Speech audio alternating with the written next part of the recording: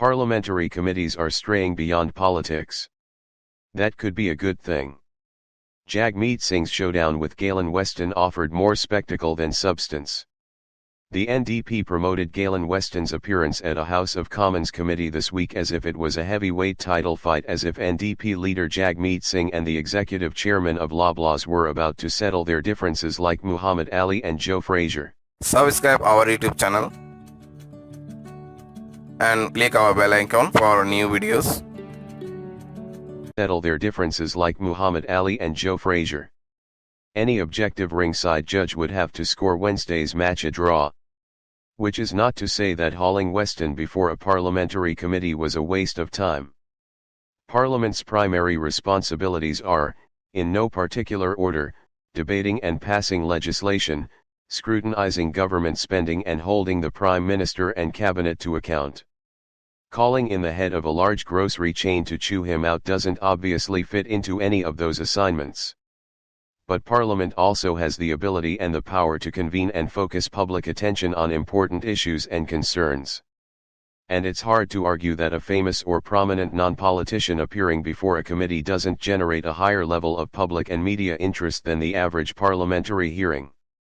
This sort of spectacle is perhaps more commonly associated with the United States Congress. Think, for instance, of Major League Baseball players publicly testifying about steroid use in 2005. But it also seems to be an increasingly popular tactic for Canadian parliamentarians, who have also called on Facebook executives and airline executives in recent years.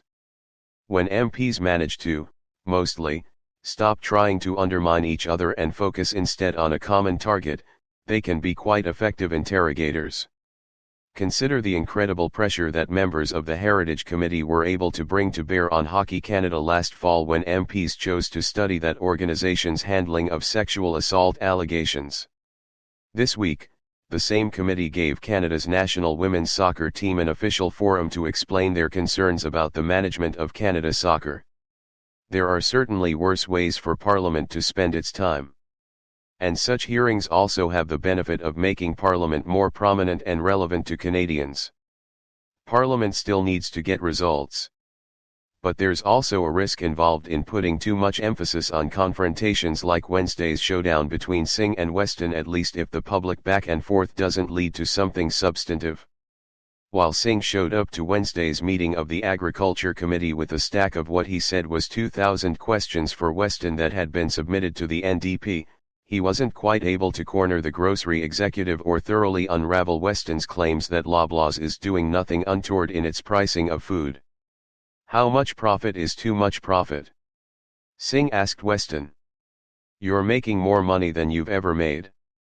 How much profit is too much profit? We're a big company and the numbers are very large, but it still translates right down to the bottom line at $1 of profit per $25 of groceries, Weston responded. Maybe there was something cathartic about Singh confronting Weston publicly and directly, at least for viewers frustrated by inflation and convinced that Weston is somehow to blame. Singh may have gained some new fans this week. It's also possible that the public attention will put additional pressure on major grocers to keep prices as low as possible. But whether those companies are unnecessarily increasing prices is a point of debate. And Wednesday's hearing didn't settle it.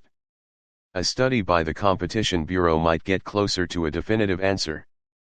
Parliament might at some point decide that further action is necessary to control food prices. But unless these closely watched hearings lead to substantive change at least occasionally, Canadians might wonder whether MPs are only interested in putting on a show. Or unnecessarily increasing prices is a point of debate. And Wednesday's hearing didn't settle it. A study by the Competition Bureau might get closer to a definitive answer. Parliament might at some point decide that further action is necessary to control food prices. But unless these closely watched hearings lead to substantive change at least occasionally, Canadians might wonder whether MPs are only interested in putting on a show. MPs are only interested in putting on a show. Subscribe our YouTube channel and click our bell icon for new videos.